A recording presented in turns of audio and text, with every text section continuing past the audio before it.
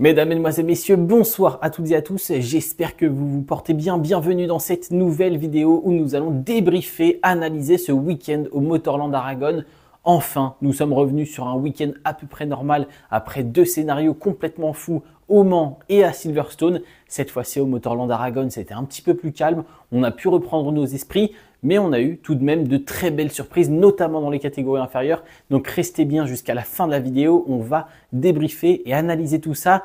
Je voulais appeler la vidéo KTM versus Ducati Aragon, mais plus j'y pense, plus le titre doit revenir à Marc Marquez.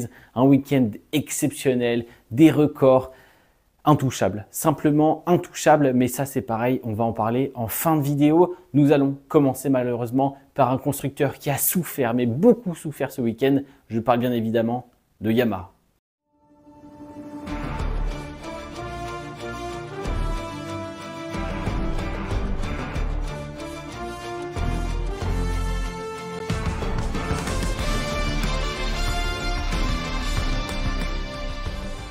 Nous allons commencer avec Yamaha et la statistique qui fait très mal, c'est le troisième abandon consécutif pour Fabio Quartararo et ça c'est la première fois de sa carrière en MotoGP en tout cas que cela se réalise. 3 abandons consécutifs dont une première fois au Mans sur une chute à domicile devant son public, une deuxième fois sur un problème mécanique à Silverstone et cette fois-ci une petite erreur dans le virage numéro 1 pour Fabio Quartararo, une perte de l'avant. Et adieu les pauvres petits points qui pouvaient être marqués.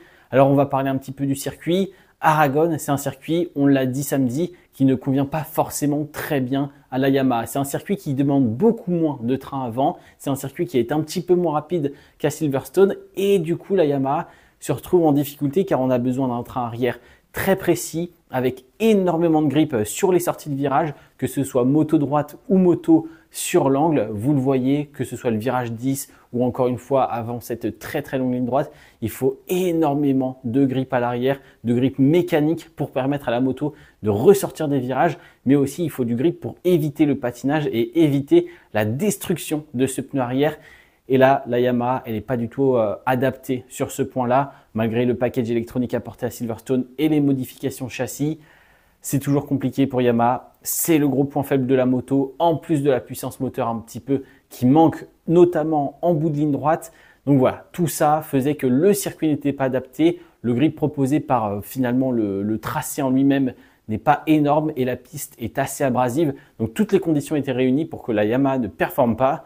Eh bien, ça a été le cas. La Yamaha ne performait simplement pas. Le vendredi, on a vu un Fabio Quartararo avoir de grosses difficultés à maintenir sa moto en ligne, c'est-à-dire que l'arrière partait énormément, beaucoup de corrections. Le samedi, oui, on passe en Q2, mais à quel prix? C'était très difficile pour Fabio, pas un point en course sprint. En course principale, une nouvelle fois, le départ était bon.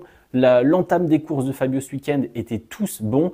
Mais malheureusement, à la fin, c'est 0 point de marqué, un week-end très compliqué et tous les autres pilotes Yamaha se retrouvent en dehors du top 10 pour la course principale. Oliveira garé, Jack Miller qui s'écroule totalement pendant la course principale. Il y a un Alex Rins, on a vu un peu de rythme en fin de course, mais il manquait clairement quelque chose sur tout le reste du week-end.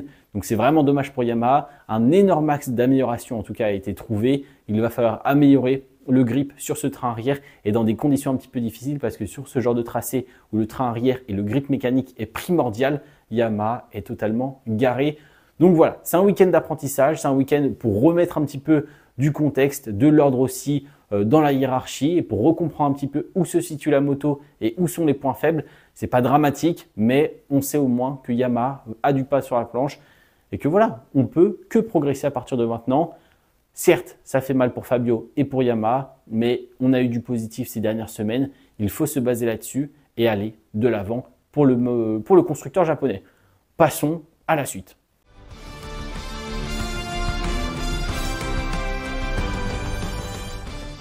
La suite, c'est Aprilia, vainqueur il y a 2 semaines à Silverstone dans des conditions exceptionnelles. Cette fois-ci, Marco Bezzecchi ne va pas pouvoir faire grand-chose.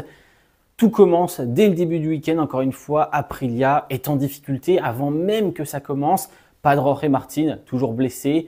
Pas de Ayogura, toujours blessé malheureusement. Un Raúl Fernandez, toujours nulle part en termes de performance, même si ce week-end c'était un petit peu mieux. On était aux alentours du top 10, donc ça, c'est pas mal si on peut dire ça comme ça. Et un Marco Bezzecchi en grande forme, mais malheureusement, tout va s'écrouler dès le vendredi après-midi. Pas de practice réussi pour Marco Bezzecchi. Donc, pas de practice réussi veut dire pas de Q2 direct. Et pas de Q2 direct veut dire un passage dans cet enfer qui est la Q1. Petite chute début de la Q1, problème mécanique, on se place avant-dernier sur la grille. Et là, comment voulez-vous faire un bon week-end en partant avant-dernier sur les 2 courses du week-end? Donc voilà, la Aprilia, c'était plutôt pas mal. C'est dommage parce que depuis le début, on voyait un bon rythme de Bezzecchi qui jouait régulièrement le top 5, que ce soit en FP1 ou en FP2. Même en début de la practice, il y avait un bon rythme pour le pilote italien. Malheureusement, en qualification, ça a totalement loupé et on s'est mis en grande difficulté pour tout le reste du week-end. Alors la Aprilia, ça fonctionnait plutôt bien. Aragon, on l'a vu, c'est un circuit très demandant donc sur le train arrière, mais avec aussi de bonnes vitesses de passage en courbe, moins rapide qu'à Silverstone et sans énorme freinage. Mis à part ce virage numéro 1, on n'a pas vraiment de très gros freinage en appui qui dure longtemps, où il faut arrêter la moto et la placer très précisément dans un virage très lent. C'est là où la difficulté est grande chez Aprilia, c'est vraiment d'arrêter la moto très précisément sur une longue phase de freinage. Là, les phases de freinage sont un peu plus douces, ce qui permet au pilote d'être un peu plus rapide et d'avoir de la confiance sur ce train avant. Et ensuite, la Aprilia fait le travail, il y a du grip à l'arrière. En plus, avec ces updates aérodynamiques, le flux d'air autour de la Aprilia est de plus en plus précis, de plus en plus contrôlé, ce qui permet à la moto d'être vraiment efficace et stable dans les courbes. Et donc, on l'a vu, ça a plutôt bien fonctionné. Double P8 quand même, 2 fois dans le top 10 pour Marco Bezzecchi qui part avant-dernier. Les dépassements sont bons, la remontada est bonne, c'est franchement pas mal. Mais au vu des P8, on pouvait s'attendre à clairement mieux. Donc c'est dommage pour Marco Bezzecchi qui a charbonné tout le week-end pour marquer des points. Mais la tâche était très compliquée. Bien joué tout de même au pilote numéro 72. Passons à la suite.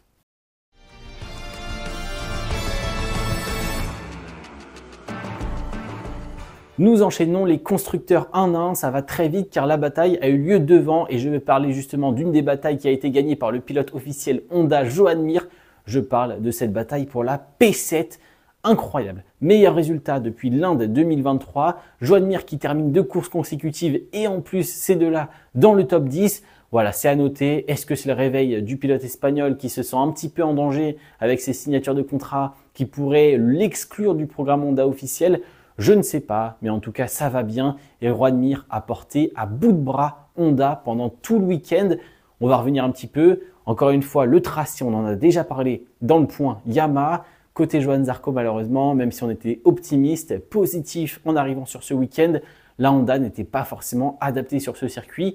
C'est à peu près les mêmes points forts et les mêmes points faibles chez Honda et chez Yamaha. Un bon train avant, Johann Zarco a beaucoup de confiance, que ce soit sur les grosses phases de freinage ou sur les entrées de virage avec beaucoup de vitesse. Malheureusement, ici à Aragon, on l'a dit, c'est un circuit rapide certes, mais beaucoup moins qu'à Silverstone et qui est beaucoup moins demandant en vitesse de passage en courbe et en entrée de virage. Et donc la Honda se retrouve avec son gros point faible, le grip mécanique, la puissance en sortie de virage. Et malheureusement, c'est tout l'intérêt de ce circuit, que ce soit les derniers virages, que ce soit le virage avec la chicane avant la grande ligne droite, le virage Marc Marquez, un très long virage sur la gauche où on demandait énormément au train arrière. Et voilà, malheureusement, Johann Zarco n'a pas réussi à trouver ce feeling, ce setup en difficulté tout au long du week-end malgré une Q2. Ça n'a pas suffi pour aller chercher des points pour Johann Zarco qui s'est écroulé totalement en course sprint et qui malheureusement partira même à la faute lors de la course principale. Mais de l'autre côté, oui, on avait un Marini blessé, mais on avait par contre un Joan Mir en grande forme, sensible, capable d'adapter son pilotage. On a vu un Joan Mir agressif face à du Di Giannantonio, face à du Bezzecchi, face à du Fabio Quartararo. Donc franchement, une super course, modèle cette fois-ci Joan Mir, beaucoup plus que toutes ces autres fois où il part à la faute, où on est déçu. Encore une fois, je le dis depuis le début de la saison, il y a du rythme, il y en a peut-être même autant que Johann Zarco. C'est simplement qu'il faut aller finir les courses et avoir un peu plus cette confiance dans la moto. La Honda aujourd'hui est beaucoup plus facile à utiliser, elle est beaucoup plus amicale en termes de pilotage. Et on le voit maintenant, Joan Mir, il faut aller finir les courses, il faut aller chercher ses top 10 régulièrement, comme le fait Johann Zarco depuis le début de la saison. Donc voilà, peut-être on est en tournant dans la saison du pilote espagnol. Je ne sais pas honnêtement, peut-être c'est seulement 2-3 coups d'éclat. Mais j'espère vraiment que là, chez Honda, on va trouver une vraie régularité avec plusieurs pilotes et que Johann Zarco va pouvoir performer en même temps que Juan Mir et mettre plusieurs Honda dans le top 10. Ça ferait vraiment du bien et ça ferait vraiment plaisir. Et ça serait mérité pour les ingénieurs, les mécanos et les pilotes qui travaillent très dur depuis 2-3 ans maintenant pour remonter la pente et passer après cette période. Marc Marquez, pas grand chose de plus à dire. Week-end compliqué. On a déjà parlé de tout ce qui s'est passé, de tous les petits problèmes qu'on peut avoir sur cette piste pour les motos japonaises. J'ai pas grand chose de plus à dire. Passons à la marque autrichienne qui est KTM.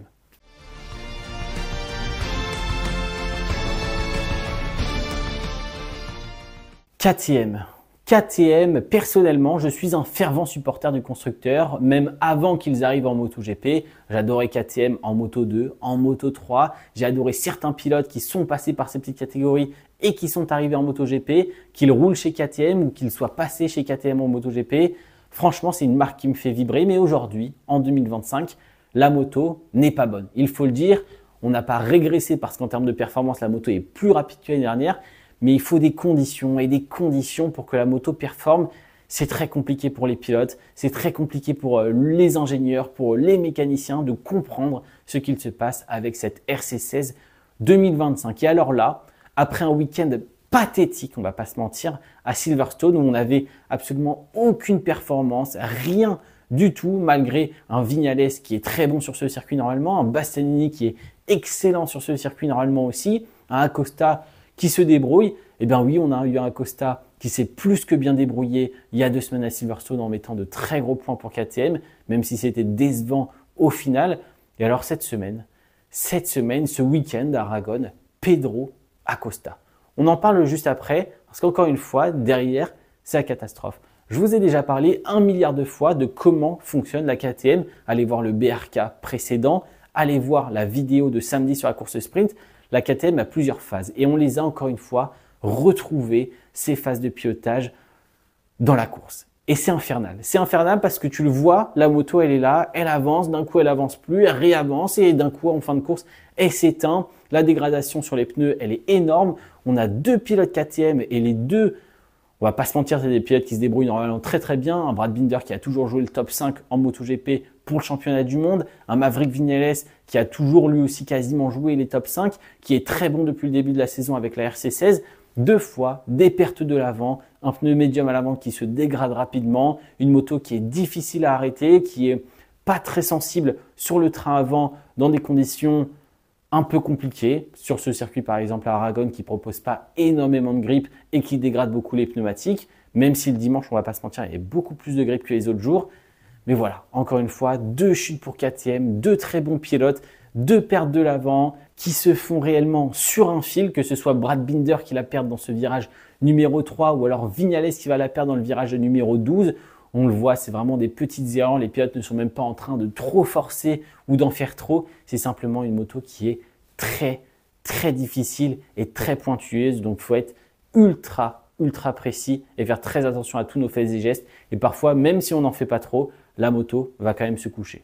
Mais nous pouvons parler aussi des points positifs chez KTM car oui, il y en a et il se nomme Pedro Acosta, mais pas que car en début de week-end, on a les 3 KTM direct en Q2. Ensuite, on a 3 KTM dans les points en course et sprint, donc ça c'est pas mal, c'est encourageant.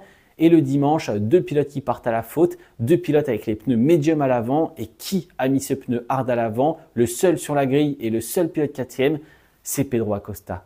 Pedro Acosta, le choix stratégique est bon. Le début de course est bon.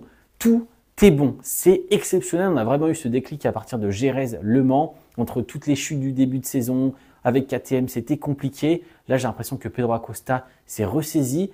Un nouveau mindset, une nouvelle approche sur tous les week-ends. Ok, on ne peut pas jouer les victoires, on ne peut pas vraiment jouer les podiums avec le matériel actuel, mais on va faire le maximum, on va établir des stratégies, tout va se faire au feeling. Et voilà, tout est bon, tout fonctionne bien, on finit les courses, on rapporte de gros points, on joue quasiment les top 5 à chaque fois. Donc Pedro Acosta est presque, je dis bien presque, irréprochable en ce moment. C'est impressionnant, des dépassements à la limite. On l'a vu, c'est compliqué d'arrêter cette KTM. On a vu, c'est compliqué de jouer avec les Ducati. La traction, c'est pas facile. La VMAX, la Ducati est impressionnante, même niveau moteur. Je pensais que KTM avait vraiment un super moteur, peut-être même un peu au-dessus de la Ducati. Mais là, entre le moteur Ducati, la traction qu'ils peuvent avoir en sortie de virage, elles sont quasiment injouables, ces motos rouges. Donc franchement, Pedro Acosta, bravo, une très belle gestion de course. Le pneu qui se détruit totalement au 15e tour, enfin à partir du 15e tour, ça je l'avais dit hier, la fin de course allait être super compliquée. Voilà, c'est exactement ce qui s'est passé. Heureusement, derrière, il y a eu un peu de bataille. On a pu sécuriser cette 4e position. Super travail de Pedro Acosta. Si on remet en contexte encore une fois le matériel avec lequel il roule, il n'y a rien à dire. Il a maximisé, optimisé le week-end. Le style de pilotage est incroyable. L'épaule par terre, enfin, le style d'Acosta sur la moto, les freinages, tout est exceptionnel. J'adore ce pilote. Il est en train de nous montrer qu'il est un grand pilote.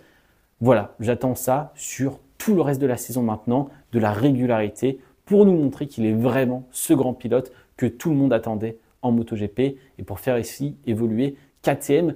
Passons au grand vainqueur Ducati.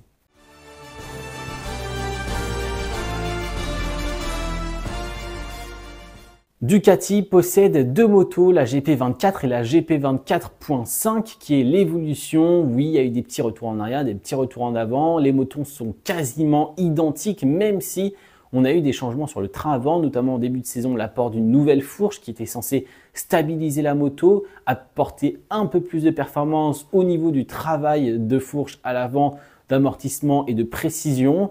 Malheureusement, c'est tout l'inverse qui s'est produit, notamment avec le setup course sprint.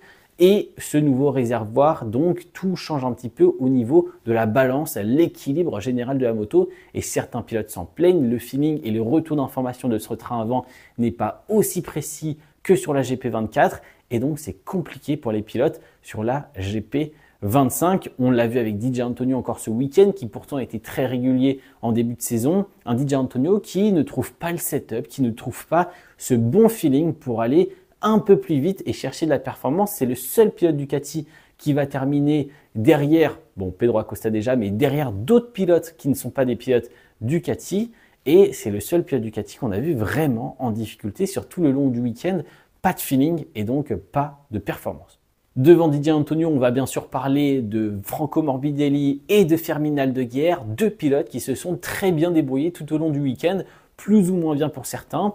Aldeguer repartira avec une médaille de bronze en course sprint, une super course sprint, des beaux dépassements, une belle bataille gagnée face au pilote italien. Et Morbidelli repartira avec une première ligne dans son palmarès, une bonne qualification encore une fois. Franchement, c'était pas mal. Ces deux pilotes-là ont été réguliers. C'est ce qui se passe depuis le début de la saison à peu près. On le sent, ils sont un tout petit peu en dessous des autres, mais c'est bien. Voilà, ils vont chercher les résultats quand il le faut. Dès qu'il y a une opportunité de podium, Morbidelli et Aldeguer sont là pour la saisir. Donc franchement, j'ai pas grand chose à dire. Aldeguer, encore une fois, à Silverstone, c'était compliqué. C'est la progression, c'est normal. Et encore une fois, on le voit aujourd'hui. Waouh, bravo, la montée en puissance, la régularité qui arrive, le rythme est bien présent dans toutes les conditions. Donc franchement, j'ai pas grand chose de plus à dire. Devant, c'est Francesco Bagnaia.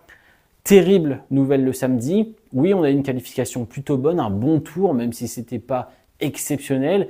Le samedi après-midi, on a failli se pendre pour Francesco Bagnaia. Et le dimanche, dans la nuit, du samedi au dimanche justement, on a trouvé quelque chose sur ce train avant. Chez Ducati, on a beaucoup bossé et on a trouvé du feeling dès le warm-up, ce qui a permis à Francesco notamment de se défendre sur Pedro Acosta, mais encore mieux d'aller mettre un peu de pression sur le duo de tête, enfin sur Alex Marquez surtout.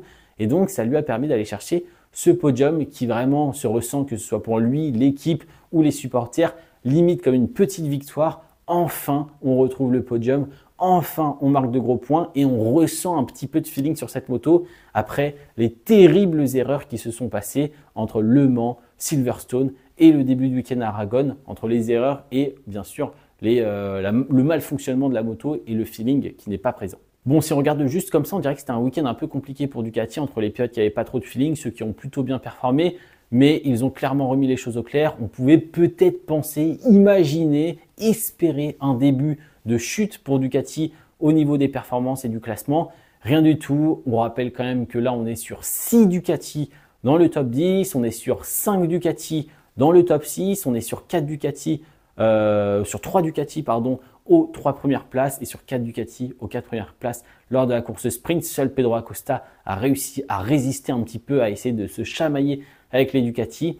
Et parlons de ceux qui ont gagné. Alors Alex Marquez, c'est difficile d'en parler, au-dessus du lot, mais juste en dessous de son frère. Donc c'est difficile de dire beaucoup de bien Oui, il y a beaucoup de biens, mais il manque ce petit quelque chose pour aller chercher Marc Marquez justement. Et il y a ce petit quelque chose en plus que Bagnaia, plus que Morbidelli et Aldeguer lors des différentes courses. Juste waouh Alex Marquez, la régularité qui est présente. P2, on est sur quasiment tous les podiums depuis le début de la saison. Il y a très peu d'erreurs. Le rythme est toujours présent, les dépassements sont faits au bon moment, les bonnes défenses, la gestion du rythme et des pneus est parfaite. Donc bravo Alex Marquez. Je sais que j'en parle pas assez au vu des performances qu'il propose, mais c'est compliqué. Il est toujours dans l'ombre de quelqu'un. On a eu bien sûr cette victoire en course sprint à Silverstone. On a bien sûr eu la victoire en Grand Prix d'Alex Marquez un peu plus tôt dans la saison. Mais voilà, il manque ce petit quelque chose. Ce qu'il nous manque finalement, c'est simplement un peu plus de victoires et briller un peu plus parce que c'est son frère qui prend clairement toute la lumière. Et si on parle de son frère, le super grand chelem, le week-end parfait, appelez ça comme vous voulez, les records qui tombent entre toutes les séances qui ont été menées du vendredi matin au dimanche soir. Absolument toutes les séances ont été menées par Marc Marquez entre les records du tour en qualification, le record du tour en course principale, la victoire en course, la victoire en course sprint, tous les tours menés en course principale. La seule chose qui peut manquer à Marc Marquez ce week-end, c'est tous les tours menés en course sprint après un départ un peu compliqué. Mais imaginez-vous, dans votre week-end, la seule stat qui manque là où vous n'êtes pas premier, c'est d'avoir fait tous les tours premiers en course sprint. Sinon, vous avez toujours été premier tout au long du week-end. Franchement, je n'ai absolument rien à dire. Les records tombent. Marc Marquez est exceptionnel. Il est à un autre niveau extraterrestre. La gestion des pneus, c'est à partir du tour 5 que Marc Marquez va commencer à attaquer et va finalement terminer la course tour 5. Après tour 7, on a les records du tour qui commencent à s'enchaîner et qui tombent. Alors là, Marquez met 1 seconde, 2 secondes d'avance sur son frère. On est après sur de la gestion totale. À l'avant-dernier tour de la course, il en remet une couche. Record du tour, record du monde, tout ce que vous voulez. Le rythme est impressionnant. Franchement, il met 1 seconde à l'ancien record du tour. Donc voilà, le grip s'est amélioré au fur et à mesure du week-end, certes. Mais quand même, on est sur une performance stratosphérique, une autre planète. Marc Marquez, waouh, quand les erreurs ne sont pas là, on est vraiment sur un pilote 8 fois champion du monde finalement, j'ai envie de vous dire, avec la meilleure moto du plateau. Ça donne ça, impossible de le jouer, intouchable, bravo, tous mes respects et tout mon respect, peu importe. Et passons à la Moto 2, Moto 3.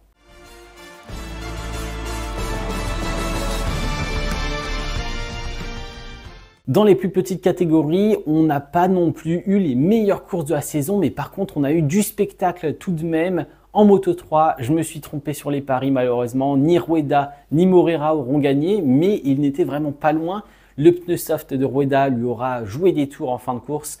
Les autres pilotes ont très bien géré la course, un peu moins de rythme, vraiment dans l'aspiration à chaque fois, en train de gérer leur course. Et on a eu une super bataille jusqu'à la fin entre Máximo Quilez et David Munoz. Waouh, David Munoz, j'ai envie de dire, c'est la première fois que je suis surpris. Au Mans, j'avais commencé en tout cas à faire les éloges de ce pilote.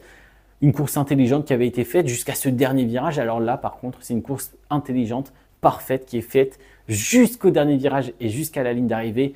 Rien à dire, on le sait, c'est un pilote qui a du talent, qui est rapide quand il le veut, quand il le peut. Il a énormément de potentiel, il lui manque juste du calme, de la réflexion, de la stratégie. Et là, il a tout mis en place. Et c'est une victoire, la première de sa carrière, et c'est amplement mérité, c'est parfaitement réussi. Maintenant, il va falloir réussir à faire ça sur les autres courses de la saison et de sa carrière.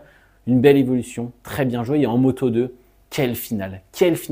3 millièmes de seconde entre Moreira et Denis Öncü qui, eux deux, jouaient leur première victoire dans la catégorie intermédiaire. Waouh, les deux pareils, course hyper intelligente, ils ont réussi à semer Aaron Canet, derrière ça ne suivait pas du tout, un super rythme, Barry Baltus, très bonne course aussi qui a été un petit peu larguée sur la fin, mais dans tous les cas, 3 pilotes qui jouaient le podium, 3 nationalités qu'on n'a pas l'habitude de voir, Turquie, Belgique, Brésil. Franchement, ça fait plaisir parce qu'en MotoGP, on a eu 13 pilotes. Le top 13 en MotoGP, c'est pas compliqué, c'est italien, espagnol, espagnol, espagnol, espagnol, espagnol, espagnol, italien, italien, espagnol. Il n'y a que ça. Donc voilà, ça fait plaisir de voir autre chose que des Espagnols et des Italiens sur les plus hautes marches du podium. Et puis j'ai envie de vous dire, fin de ce BRK. N'hésitez pas dans les commentaires si vous avez des anecdotes, des choses à dire. J'en perds mes mots. Mais waouh, quel week-end encore une fois. On s'est peut-être un peu moins régalé que dernièrement, mais ça fait du bien aussi d'avoir des courses un peu plus calmes où la hiérarchie est un peu respectée, qu'on comprenne un peu ce qui se passe dans ce sport qui est fantastique. On se dit à la prochaine au Mugello. Ciao, ciao, c'était Théo.